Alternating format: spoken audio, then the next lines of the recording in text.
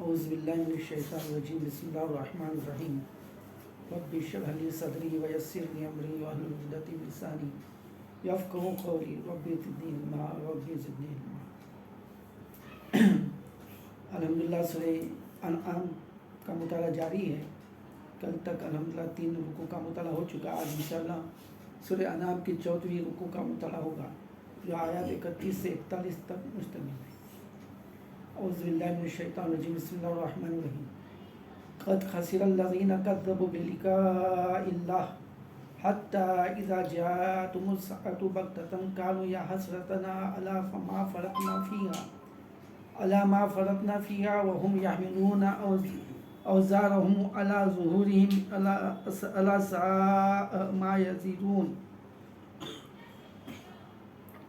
نقصان میں پڑ گئے وہ لوگ جنہوں نے اللہ سے اپنی ملاقات کی اطلاع کو جھوٹ قرار دیا۔ جب اچانک وہ گھڑی آ جائے گی تو یہی لوگ کہیں گے افسوس ہم سے اس معاملے میں کیسی تقصیر ہوئی، اور ان کا حال یہ ہوگا کہ اپنی پیٹھوں پر اپنے گناہوں کا بوجھ لادے ہوئے ہوں گے۔ دیکھو کیسا برا بوجھ ہے جو یہ اٹھا رہے ہیں۔ یہ قیامت اور ہر انسان کی موت کا یہاں پر منظر پیش کیا گیا ہے کہ وہ لوگ نقصان میں رہیں گے جو اپنی عاقبت کو بھول گئے، اپنی آخرت کو بھول گئے۔ آخرت کے بارے میں جو ہمارا نبی ان کو جو بتا رہا ہے کہ دنیاوی زندگی ہے اس میں آخرت کی کھیتی کرنی ہے، تو اس کو انہوں نے جھٹلا دیا، اور اس کا انجام یہ ہوگا کہ جب وہ گھڑی آ جائے گی یعنی قیامت یا موت، تو اس وقت وہ کہیں گے کہ افسوس ہم سے غلطی ہوئی۔ لیکن اس وقت ان کے پیٹھوں کے اوپر بہت بڑے بڑے گناہوں کے بوجھ ہوں گے، اور سب سے برا بوجھ ہے جو وہ اٹھا رہے ہوں گے۔ وَمَا الْحَيَاةُ الدُّنْيَا إِلَّا لَعِبٌ وَلَهْوٌ وَلَلدَّارُ الْآخِرَةُ خَيْرٌ لِلَّذِينَ يَتَّقُونَ أَفَلَا تَعْقِلُونَ۔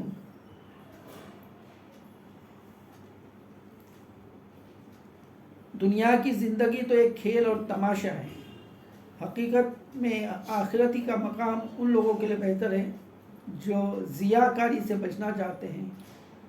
پھر کیا تم لوگ عقل سے کام نہ لوگے؟ دنیا جو ہے وہ ایک کھیل اور تماشا ہے، اس کا مطلب یہ نہیں کہ دنیا کی زندگی میں کوئی سنجیدگی ہی نہیں ہے، اور یہ محض کھیل اور تماشا ہے۔ دراصل اس کا مطلب یہ ہے کہ آخرت کی حقیقی اور پائیدار زندگی کے مقابلے میں یہ زندگی ایسی ہے جیسے کوئی شخص کچھ دیر کھیل اور تفریح کرے، کیونکہ وہ طویل زندگی اور حقیقی زندگی ہے، وہاں انجام ہے۔ تو یہ زندگی کوئی ایسی جیسے کہیں کھیل ہم لوگ کھیل وغیرہ تماشا دیکھتے تو زندگی بھر تو کوئی نہیں دیکھتا نا، وقتی طور پہ دیکھتا ہے، کچھ لمحوں کے لیے کھڑا رہتا ہے، رکتا ہے، دیکھتا ہے۔ تو ایسی دنیا کچھ لمحوں کے لیے۔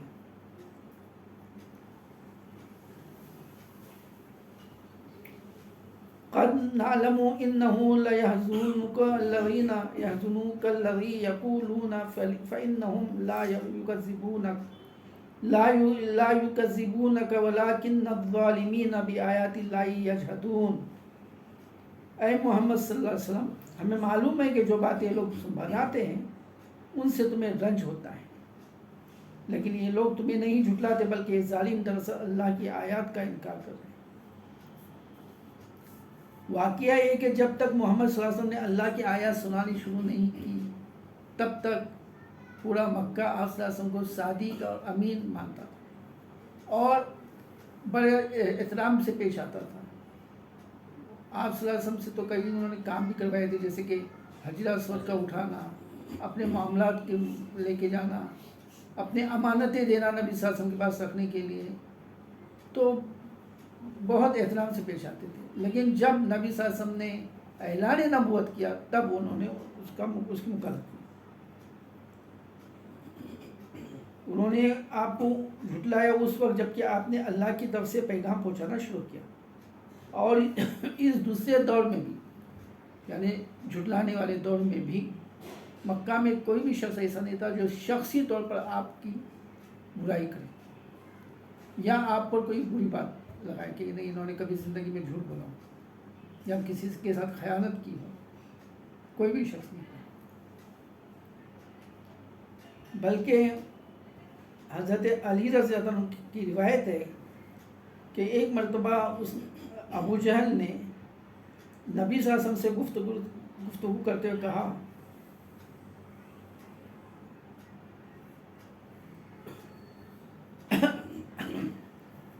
ابو جہل نے کہا کہ انا لا نغضب ولکن نغضب ما جئت بھی، ہم آپ کو جھوٹا نہیں کہتے مگر جو کچھ آپ پیش کر رہے ہیں اسے جھوٹ قرار دیتے ہیں، یہ ابو جہل نے کہا۔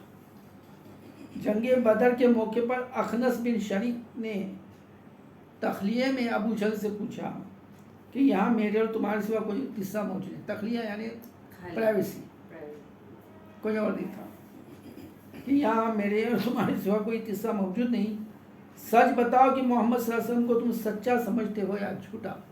ایک ان کا سردار تھا، اس نے ابو جہل سے پوچھا، ابو جہل بھی سردار تھا، اس نے جواب دیا یعنی ابو جہل نے کہ خدا کی قسم محمد صلی اللہ علیہ وسلم ایک سچا آدمی ہے، عمر بھر کبھی جھوٹ نہیں بولا، مگر جب لوا، سقایت، حجابت اور نبوت سب کچھ بنی کسی کو مل گیا تو باقی قریش کیا کرے گا۔ ایک جگہ آتا ہے کہ اس نے کہا کہ انہوں نے یعنی بنی ہاشم نے اتنے حاجیوں کو کھانا کھلایا تو ہم نے اس سے زیادہ کھلایا، انہوں نے حجاج کی خدمت کی تو ہم نے اس سے زیادہ کی، انہوں نے اتنے غرباؤں کو پیسہ دیا، مدد کی تو ہم نے اس سے زیادہ کی، اب انہوں نے ان کے اس میں سے ایک آدمی نے نبوت کا دعویٰ کیا تو ہم کہاں سے نبی لائیں گے، یعنی وہ جانتا تھا کہ ہم نبی سچا ہے، کیونکہ ہم نہیں ابو لہب۔ تو اسی بنا پر اللہ نے کہا کہ اے نبی تسلی رکھیے، یہ تکذیب دراصل تمہاری نہیں بلکہ ہماری کی جا رہی ہے نا، نبی کی تو تکذیب نہیں تھی، اللہ کی۔ اور جب ہم تحمل و بردباری کے ساتھ اسے برداشت کیے جا رہے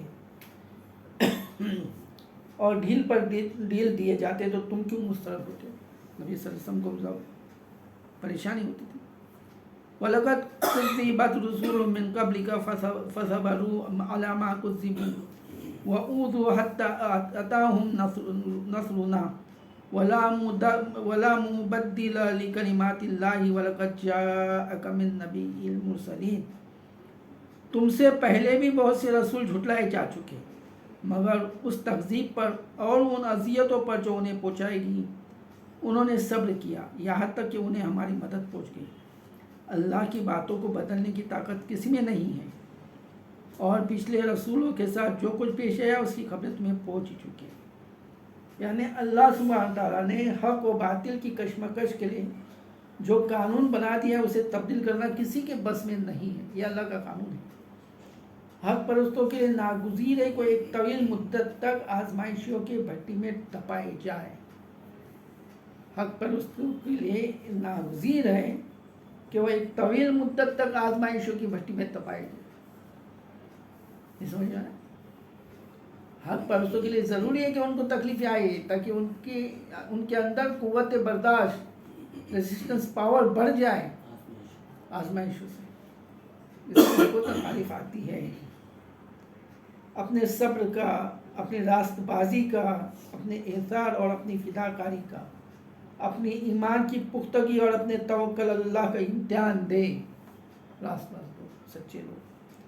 مصائب اور مشکلات کے دور سے گزر کر اپنے اندر وہ صفات پرورش کریں جو صرف اسی دشوار گزار گھاٹی میں پرورش پا سکتی ہے،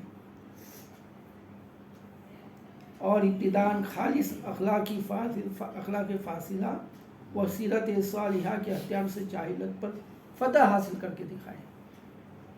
اسی طرح جب اپنا اصلح ہونا ثابت کر دیں گے تب اللہ کی نصرت ٹھیک اپنے وقت پر ان کی دستگیری کے لیے آ پہنچے گی، وقت سے وہ پہلے کسی کے لائے نہیں آ سکتی۔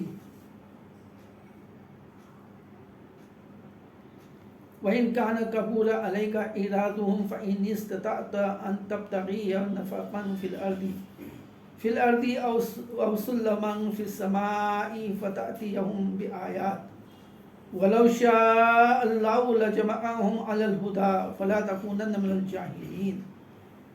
تاہم اگر ان لوگوں کی بے رخی تم سے برداشت نہیں ہوتی تو اگر تمہیں کچھ زور ہے تو زمین میں کوئی سرنگ ڈھونڈو. ایک وارننگ دی جا رہی ہے عام مسلمانوں کے لیے بات کہ اگر تم یہ کام کرو گے تو تم کو بہت تکلیف ہوگی، پریشانیاں ہوگی، سماج معاشرہ سب تمہیں تنگ کرے گا. تو اگر تم سے بے رخی برداشت نہیں ہوتی تو اور تم میں اگر کچھ زور ہے تو کوئی سرنگ ڈھونڈو یا آسمان میں سیڑھی لگاؤ اور ان کے پاس کوئی نشانی لانے کی کوشش کرو. یہ سمجھ میں کہ اگر برداشت نہیں کر سکتے تو کرو، طاقت ہے تو لاؤ. اگر اللہ چاہتا تو سب کو ہدایت پر جمع کر سکتا تھا، لہٰذا نادان مت بنو.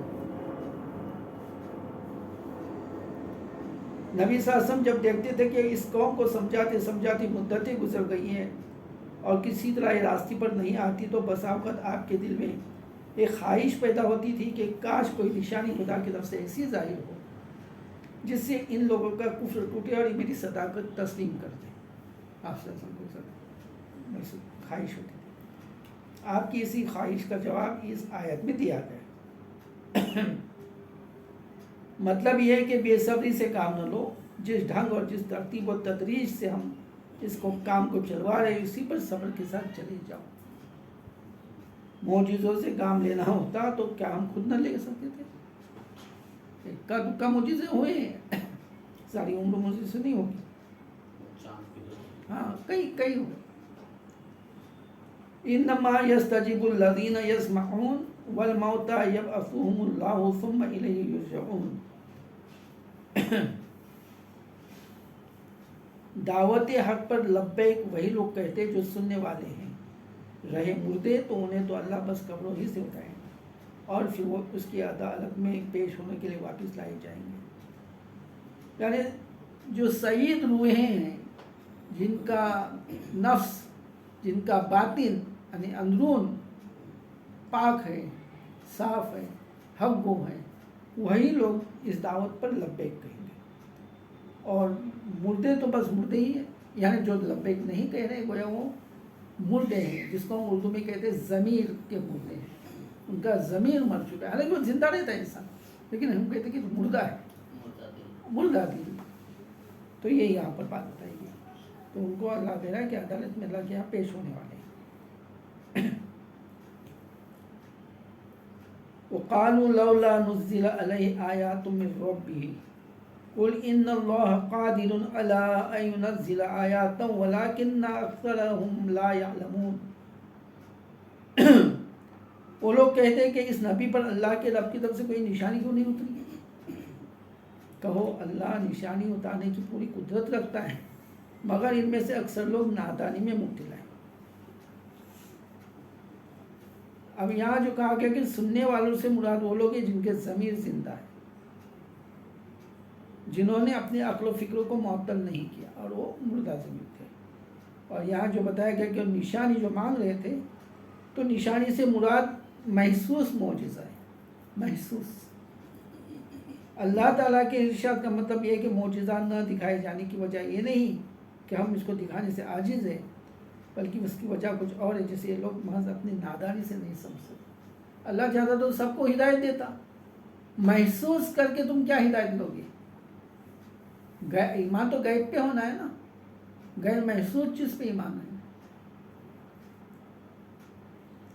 وَمَا مِن دَابَّةٍ فِي الْأَرْضِ وَلَا طَائِرٍ يَطِيرُ بِجَنَاحَيْهِ إِلَّا أُمَمٌ أَمْثَالُكُمْ مَا فَرَّطْنَا فِي الْكِتَابِ مِن شَيْءٍ ثُمَّ إِلَىٰ رَبِّهِمْ يُحْشَرُونَ. زمین میں چلنے والے کسی جانور اور ہوا میں پروں سے اڑنے والے کسی پرندے کو دیکھ لو، یہ سب تمہاری طرح کی انواع ہیں. ہم نے ان کی تقدیر کے نوشتے میں کوئی کسر نہیں چھوڑی ہے. پھر یہ سب اپنے رب کی طرف سمیٹے جاتے ہیں. یہاں اللہ نے بتایا کہ جو عقل رکھتے ہیں، جو اپنی عقل کی آنکھوں سے دیکھ رہے ہیں، ان کے مشاہدے میں تو ساری چیزیں آ رہی ہیں. چلنے والے جانور، رینگنے والے کیڑے مکوڑے، اڑنے والے پرندے، یہ کیسے اڑتے ہیں؟ کون ان کو بیلنس کیے ہوئے؟ کبھی ایسا کسی کے نالج میں ہے کہ کسی प्लेन को देखकर कोई परिंदा बना, बल्कि ये है कि परिंदों को उड़ते हुए देखकर इंसान ने प्लेन बनाया। किसी सबमरीन को देख के कोई आबी मखलूक नहीं बनी, आबी मखलूकात मछलियों को देखकर सबमरीन बनी, कई सारी मछलियाँ हैं। तो ये अल्लाह ताला ने कहा कि तुम अपने अकल से सोचो, ये बहुत सारी निशानियाँ हैं इसमें, तुमको अकल है। और वो जो मखलूक़ात हैं वो अपनी तकदीर का जो नोश्ता है उसमें अल्लाह ने उनकी तकदीर के नोश्ते में किसी चीज़ की कमी नहीं रखी। कोई भी मखलूक हो, परिंदा हो, चरिंदा हो या दरिंदा हो, अपनी रिस्क पाता है, उनको कोई परेशानी नहीं है। उनकी तकदीर में जो कुछ लिखा है अल्लाह ने सब उनको बराबर मुयस्सर आता है। एक कीड़ा जो है वो इंडिया का कीड़ा है और उसकी किस्मत में लिखा हुआ है कि लंदन में उगे हुए गेहूं के दाने को उसने खाना है। वो कीड़ा वहाँ नहीं पहुँच सकता। तो कोई एक आदमी मुसाफिर अमेरिका से निकलता है, लंदन में जाता है, वो बिस्किट खरीदता है जो बिस्किट उस गेहूं के दाने से बना हो, वो आता है इंडिया में, वो खुद नहीं खाता या किसी को खाने देता है, वो खाते खाते उसके हाथ से या मुंह से वो गिर जाता है टुकड़ा और वो कीड़े के मुंह में पहुंच जाता है। सुभान अल्लाह, सुभान अल्लाह। कैसी उसकी तकदीर अल्लाह ने वहाँ तक पहुँचे, वो माजूर है, वो नहीं जा सकता और कोई एक चीज़ सिस्टम समझ भी नहीं सकता। अल्लाह बराबर उसकी, और अल्लाह के यहाँ सब लिखा हुआ था। अगर लिखा हुआ ना हो तो उसको वो चीज़ मिलती नहीं थी। अल्लाह के यहाँ जो लोहे महफूज है या उमुल किताब है उसमें सब लिखा हुआ है कि ये इस चीज़ को यहाँ खाना मिलना है, उसका राशन लिखा हुआ तब तक शुदा था और बराबर वक्त पे पहुँच गया।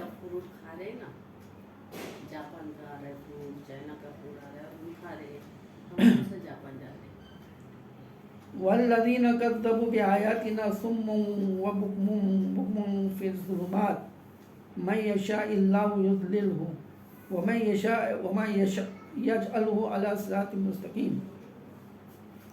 मगर जो लोग हमारी निशानियों को झुटलाते हैं वो बहरे और गूंगे तारीकियों में पड़े हुए हैं। अल्लाह जिसे चाहता है भटका देता है और जिसे चाहता है सीधे रास्ते पर लगा देता है।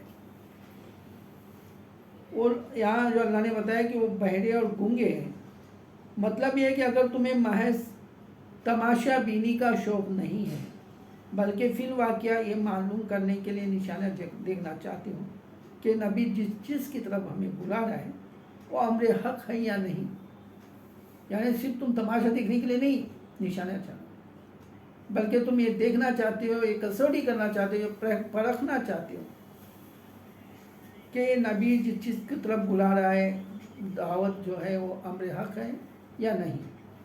तो आंखें खोलकर देखो, तुम्हारे गिरदो पेश हर तरफ निशानियाँ ही निशानियाँ, कितनी निशानियाँ, हर इंसान के लिए निशानियाँ, हर चीज़ के लिए निशानियाँ। किस तरह से स्टीम के ऊपर कंट्रोल करने के बाद आज बड़ी बड़ी जहाज़ या ट्रेन या कई मशीनरी चल रही है एक मामूली स्टीम को कंट्रोल करने के, किसने बताया ये? ज़मीन के जानवरों और हवा के परिंदों को किस तरह एक नूह को लेकर उसकी ज़िंदगी पर गौर करो। कोई परिंदा लो उसके ऊपर गौर करो, हवा का परिंदा हो या जानवर हो, कोई एक चीज़ के ऊपर तुम गौर करो। किस तरह उसकी साठ अल्लाह ताला ने ठीक ठीक उसके मुनासिब हाल बनाई। मछली कैसी बनाई अल्लाह सुब्हान ताला ने। कोई परिंदा मछली जैसा बनता तो वो उड़ नहीं सकता था और कोई मछली परिंदे जैसी होती तो तैर नहीं सकती। अल्लाह ताला ने कैसी उसको बराबर जहाँ उसको दुम चाहे उसी अंदाज की दुम बनाई।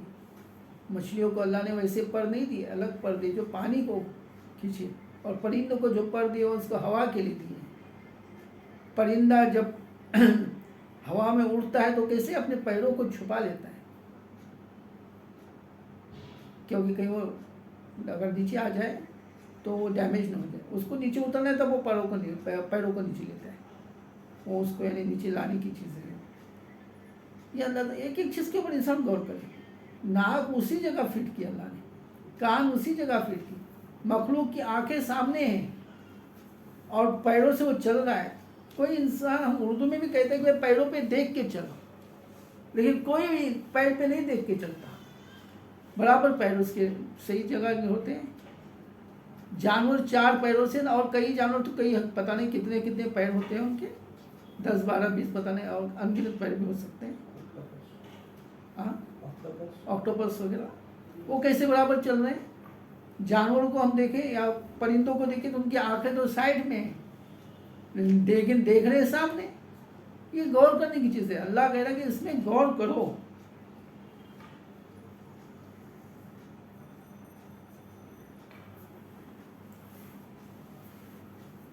अल्लाह जिसे चाहता है भटका देता है और जिसे चाहता है सीधे रास्ते पर लगा देता है। अब यहाँ पर अल्लाह ने जो कहा कि अल्लाह का भटकाना, ये है कि एक जहालत पसंद इंसान को आयत इलाही के मुताले की तौफीक न बख्शी जाए। अल्लाह का भटकाना क्या है कि एक जहालत पसंद इंसान को आयत इलाही की मुताले की तौफीक न होना, उसको दीन की, कुरान की तौफीक न होना, ये भटकाना हुआ ना। और एक मुतासुब गैर हकीकत पसंद तालिब इल्म अगर आयात इलाही का मुशाहिदा करे भी तो हकीकत उसके समझ में नहीं आती। वो मुतासुब है, उसके अंदर तासुब है, तो हकीकत पसंदी का मुताला करने के बाद भी उसको हकीकत नहीं मिलती। कितने लोग ऐसे होते हैं जो ज़ूलॉजी, बॉटनी, बायोलॉजी और एस्ट्रोनॉमी और फिजियोलॉजी, एनाटॉमी वगैरह कितनी चीज़ों में मुताला करते हैं, उसमें बहुत कामयाब हो जाते हैं, लेकिन हक नहीं उनको पता चलता क्योंकि उनके अंदर वो सलाहियत नहीं थी। तो ये हुआ कि अल्लाह ऐसे लोगों को गुमराही में भटकने छोड़ देता है। कुल अरअयतकुम इन अताकुम अज़ाबुल्लाहि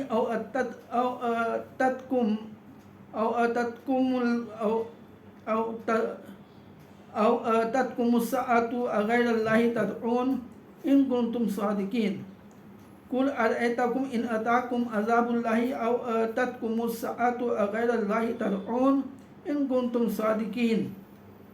इनसे कहो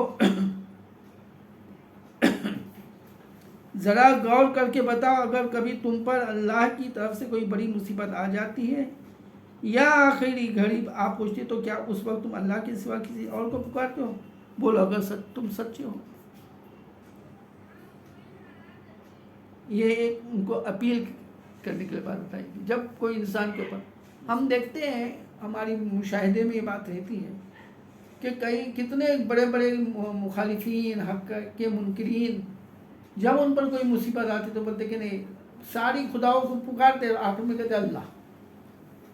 कहीं बात तो अल्लाह का नाम लेके कहते हैं ना, तो कुछ लोग कहते हैं कि आप ऊपर वाला ही करेगा, ईश्वर परमेश्वर करेगा, गॉड करेगा। घूम फिर के फिर आ जाते हैं अपनी असलियत के ऊपर। ये उनकी असलियत है, ये उनकी हकीकत है, लेकिन जब तक उनमें ताकत थी तब तक गुरूर तकब्बुर में मगन रहे और हकीकत से इनकार करते रहे।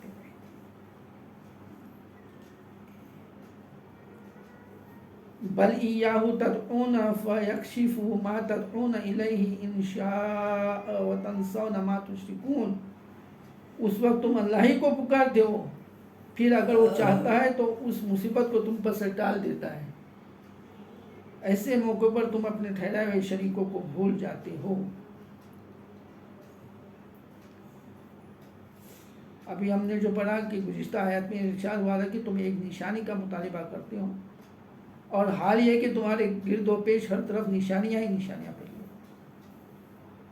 इस सिलसिले में पहले मिसाल के तौर पर हैवानात की ज़िंदगी के मुशाहिदे की तरफ तवज्जो दिलाई गई। उसके बाद एक और दूसरी निशानी की तरफ इशारा फरमाया जो खुद मुनकिरीन हक़ के अपने नफ्स में मौजूद है।